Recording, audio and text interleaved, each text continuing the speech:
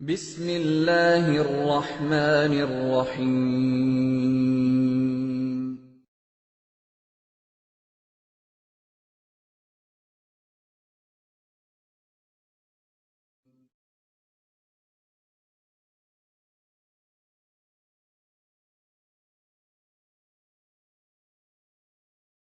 غیر مقلدین کا فقہ حنفی پر ایک اعتراض یہ ہے کہ حنفیوں نے امامت کی شرائط میں سے ایک شرط یہ لکھی ہے کہ ثم الاکبر راسا والاصغر عضوا، امام ایسے شخص کو بناؤ کہ جس کا سر بڑا ہو اور اعلی تناسل چھوٹا ہو۔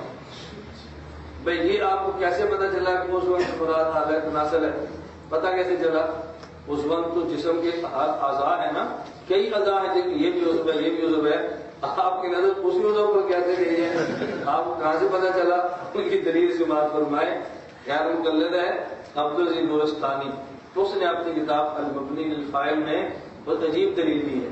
وہ کہتا ہے عضو سے مراد اعلی تناسل ہے، اعلی تناسل۔ اس کی دلیل یہ ہے کہ عضو واحد اور تمام جسم میں واحد عضو صرف اعلی تناسل ہے۔ کیا تحقیق ہے، کیا تحقیق ہے؟ سچ دیکھی آپ نے؟ تو اب ان کا اعتراض کیا ہے کہ دیکھو جی حنفی کہتے ہیں امام مسلم اس کا سر بڑا ہو اعلی تناسل چھوٹا ہو۔ چلو سر بڑا تو میں نظر آ جائے گا، یہ کیسے پتہ چلے گا کہ وہ چھوٹا ہے؟ وہ چھوٹے کو ہم کیسے دیکھیں؟ اب اس کو لے کر مذاق اٹھائیں گے، متنفر کریں گے، عوام کو دور کریں گے، اور یا فقہ حنفی غلاظت ہے، نجاست ہے، گندگی ہے، لا حول ولا قوت الا باللہ۔ عجیب بات یہ ہے، فقہ حنفی گندی ہے یا آپ کا دماغ گندا ہے؟ فقہ حنفی گندی ہے یا آپ کی آنکھ گندی ہے کہ جن کو ایک چیز پورے جسم میں نظر آئی؟ اس کے جواب سماعت کرنا۔ پہلی بات یہ ہے، یہاں ثم الاکبر راسا والاصغر عضوا، اس سے مراد یہ نہیں ہے کہ انسان کا سر بڑا ہو اور اعلی تناسل چھوٹا ہو۔ اس سے مراد یہ ہے کہ امام ایسا ہونا چاہیے کہ جو معتدل مزاج ہونے کے ساتھ ساتھ معتدل جسم والا بھی ہو، معتدل مزاج ہونے کے ساتھ ساتھ معتدل جسم والا بھی ہو۔ نہ تو بہت لمبا لگا ہو اس کو دیکھ کر بچے ڈر جائیں، اور نہ بالکل چھوٹا ہو کہ اس کو دیکھ کر بڑوں کے حوصلے بڑھ جائیں۔ اس کا مزاج بھی معتدل ہو اور اس کا قد بھی اس کا معتدل ہو۔ میں ایسا نہ ہو نا جیسے آپ نے التبا سنا ہوا ہے کہ میواتی تھے تو ان کے مسئلے میں امام آیا، تو امام کی عمر بھی تھوڑی تھی اور چہرے پہ داڑھی بھی نہیں تھی، نماز ہوئی تو بڑے خوش ہو گئے۔ کسی نے پوچھا کیوں خوش ہیں؟ اس نے کہا کہ امام کا امام، مسعود کا مسعود، اس میں دو خوبی ہیں، ایسا بھی امام بھی ہونا چاہیے۔ تو مطلب کیا ہے کہ معتدل مزاج بھی اور معتدل جسم بھی، مقصد یہ تھا۔ اور اس کو بیان کے الفاظ سے کیا ثم الاکبر راسا والاصغر عضوا، جسم بنسبت جسم میں سر نسبتاً بڑا ہو اور دوسرے اعضاء نسبتاً چھوٹے ہو۔ کسی آدمی کے سر کا چھوٹا ہونا باقی اعضاء سے، یہ عموماً ہمارے معاشرے میں قلت عقل کی علامت ہوتی ہے، یعنی ضروری نہیں کہ ایسا ہو، عموماً ایسا ہوتا ہے۔ اس لیے ہمارے عموماً یہ آدمی کا سر نسبتاً جسم کی نسبت بڑا ہو اور وہ محسوس ہوتا ہے کہ یہ بندہ دماغ والا ہے، اس بندے کی عقل ٹھیک ہے، یہ بندہ سمجھدار ہے۔ تو مطلب اس کا یہ تھا، اصل مطلب کیا آتا ہے کہ معتدل مزاج بھی ہو اور معتدل جسم بھی ہو۔ تعبیر کیسے کیا کہ باقی اعضاء نسبتاً چھوٹے ہوں اور سر اس کا نسبتاً بڑا ہو۔ سر کا اعضاء کے تناسب میں نسبتاً موٹا ہونا یہ ہمارے ہاں عرف میں شمار ہوتا ہے کہ بندہ سمجھدار ہے، بڑی عقل والا ہے، مراد یہ تھا۔ اور اس سے انہوں نے مراد کیا لے لیا؟ کیسے مراد اس کا ہے تناسل چھوٹا ہو؟ حالانکہ ہمارے فقہا نے خود اس بات کا انکار کیا ہے والاصغر عضوا سے مراد اعلی تناسل کو چھوٹا ہونا نہیں ہے۔ تو جس کی نفی خود کی ہے آپ اس کو ہمارے ساتھ کیسے مصدق کرتے ہیں؟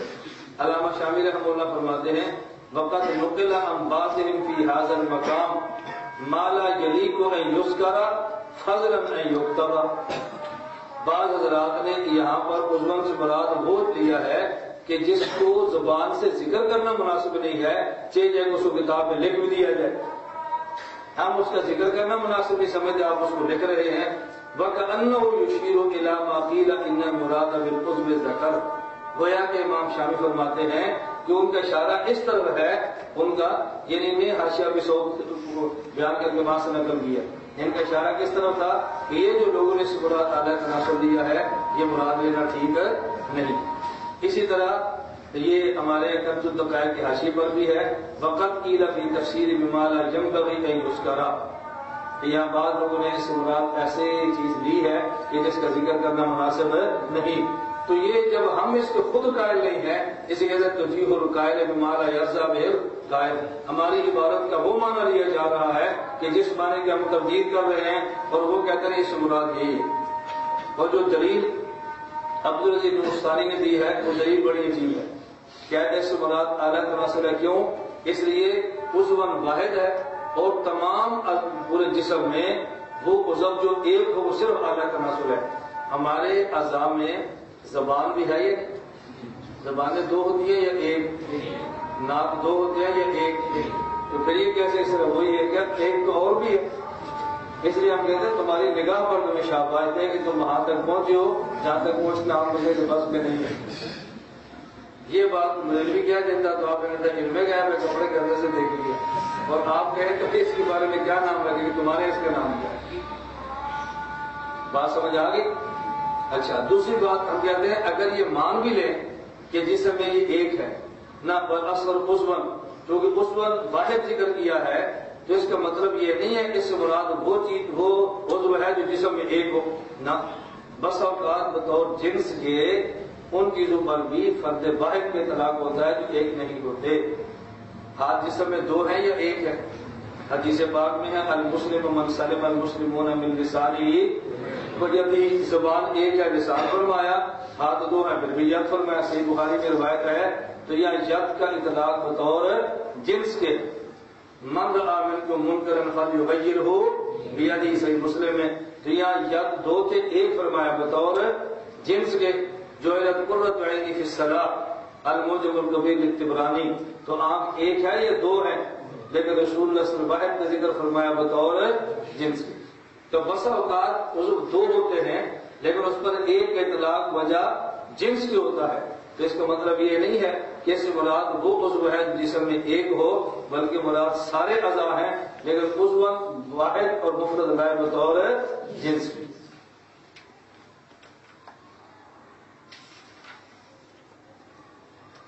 نمبر 3، ہم کہتے ہیں اگر یہ بات مان بھی لی جائے، 2 نمبر 3 نمبر دوسرا جواب، پہلے تو ہم نے وضاحت کی ہے، دوسرا جواب اس سے سمجھیں، اگر مان بھی لیا جائے بل اصغر عضون میں عضون سے مراد اعلی تناسل ہے، جس سے مراد وہ نہیں ہے جو آپ سمجھیں۔ یہاں پر اس کا لفظی ترجمہ مراد نہیں ہے بلکہ اس کا محاوراتی ترجمہ ہے۔ بس اوقات عام طور پہ زبان میں لفظ اور ہوتا ہے اور محاورات میں اس لفظ کا معنی اور ہوتا ہے، تو یہاں الاصغر عضون سے مراد یہ ہے وہ پاک دامن، نامحرم عورتوں سے چھیڑ چھاڑ نہ کرتا ہو، اپنے شرمگاہ کو ناجائز جگہ پہ استعمال نہ کرتا ہو، اپنی نامحرم جگہ پہ اس کو غلط جگہ پہ استعمال نہ کرتا ہو، پاک دامن ہو۔ یہ بالکل ایسے جیسے رسول اللہ صلی اللہ علیہ وسلم نے ازواج مطہرات امہات المومنین رضی اللہ تعالیٰ عنہ نے فرمایا تھا اسرعکن بلحوکن اطولکن یدن، تم میں سب سے پہلے میرے پاس وہ آئے گی جس کے ہاتھ لمبے ہوں گے۔ انتقال ہوا حضرت زینب رضی اللہ تعالیٰ عنہ کا اور ہاتھ لمبے حضرت سودا رضی اللہ تعالیٰ عنہ کے۔ اب ازواج مطہرات میں بات چل پڑی کہ رسول اللہ نے فرمایا جس کے ہاتھ سب سے لمبے ہیں پہلے وہ آئے گی، تو پہلے تو زینب گئی ہے اور ہاتھ لمبے حضرت سودا گیا، تو اس کا کیا مطلب ہے؟ تو پھر فرمایا کہ نہیں، اس سے مراد اطولکن یدن سے مراد یہ نہیں ہے ان کے یہ ہاتھ ہوں، اس سے مراد ہے کہ وہ سخی زیادہ ہو۔ اور ازواج مطہرات میں سخاوت میں شہرت حضرت زینب رضی اللہ تعالی عنہا کی۔ تو بس اوقات ایک لفظ کا لغوی لفظی معنی اور ہوتا ہے اور محاورات میں اس کا معنی بالکل الگ ہوتا ہے۔ آپ کو یاد ہے اس پر میں نے آپ کو لطیفہ سنایا تھا شاید آپ کو یاد ہو کہ 2 دوست جا رہے تھے، راستے میں ایک کا مخالف ملا اور اس نے اپنے مخالف کو پکڑا اور مارنا شروع کر دیا۔ اس دوست نے اپنے دوست کو پکڑا اور مروانا شروع کر دیا۔ جب اس نے دل کھول کے مارا اور چلا گیا، اس نے کہا تو میرے دوست کو تمہیں چاہیے کہ میرا ساتھ دیتے، ہم دونوں مل کر اس کو مارتے۔ اگر تم میرا ساتھ نہیں دے سکتے تھے تو تو کم از کم یہ ہے کہ تم کم از کم پھر یہ تھا کہ وہ مارتا تو مجھے بچا لیتے. اگر تم بچا بھی نہیں سکتے تھے تو کم از کم مجھے نہ پکڑتے, میں تو مار لیتا نا. تم نے میرے ہاتھ پکڑ کے مجھے مروایا, تم کیسے دوست ہو؟ اس نے کہا میں نے بزرگوں کی نصیحت پہ عمل کی.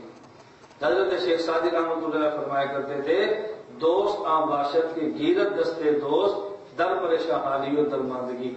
دوست وہ ہوتا ہے جو مشکل وقت میں اپنے دوست کا ہاتھ پکڑ لے. تجھ پر مشکل وقت ہے تو میں نے تیرا ہاتھ پکڑ لیا. اب حضرت شیخ سعدی رحمۃ اللہ کا مطلب یہ تو نہیں تھا نا, انہوں نے بطور محاورہ سمجھا اور اس سے لغوی معنی سمجھ لیا, تو پھر وہی نقصان ہوا جو ہونا چاہیے. تو اس لیے بسا لفظ کا معنی لفظی اور لغوی نہیں ہوتا, بلکہ لفظ کا معنی وہاں پر محاوراتی ہوتا ہے.